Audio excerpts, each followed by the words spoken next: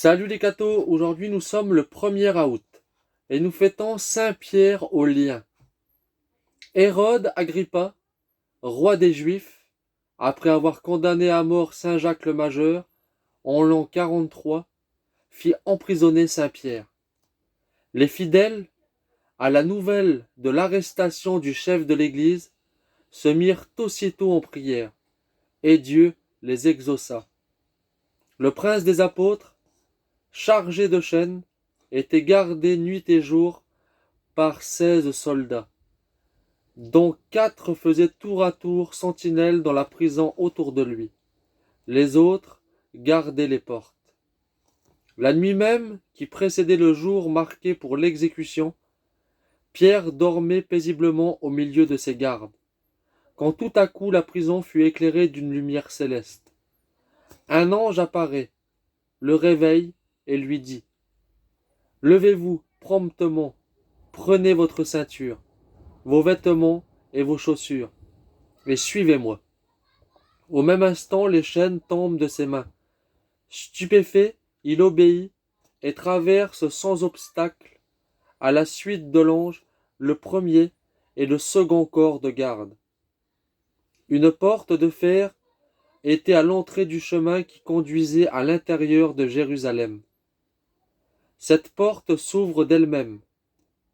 Ils vont ensemble jusqu'au bout de la rue et l'ange disparaît. Pierre avait cru que tout ce qui s'était passé n'était qu'un songe.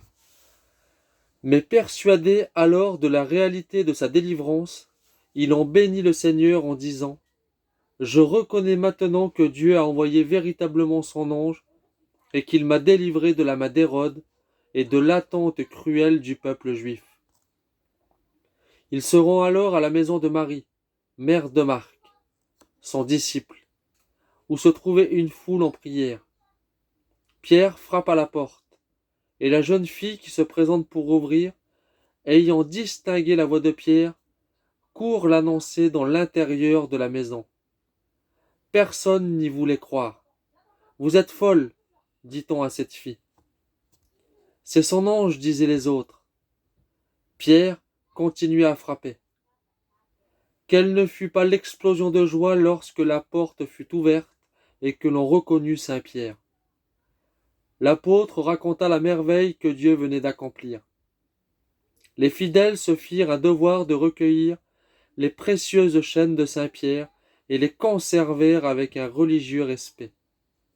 Plus tard, on recueillit aussi avec soin les 2 chaînes vénérables portées à Rome par le chef des apôtres. À peine furent-elles placées l'une près de l'autre qu'elles s'unirent ensemble, de manière qu'il fut impossible d'y reconnaître aucune soudure. Depuis ce temps, l'Église fait plus de cas de ces précieuses chaînes que des plus riches trésors. Elles sont précieusement vénérées dans l'église de Saint-Pierre aux liens. Que Dieu vous bénisse, et à plus les cathos!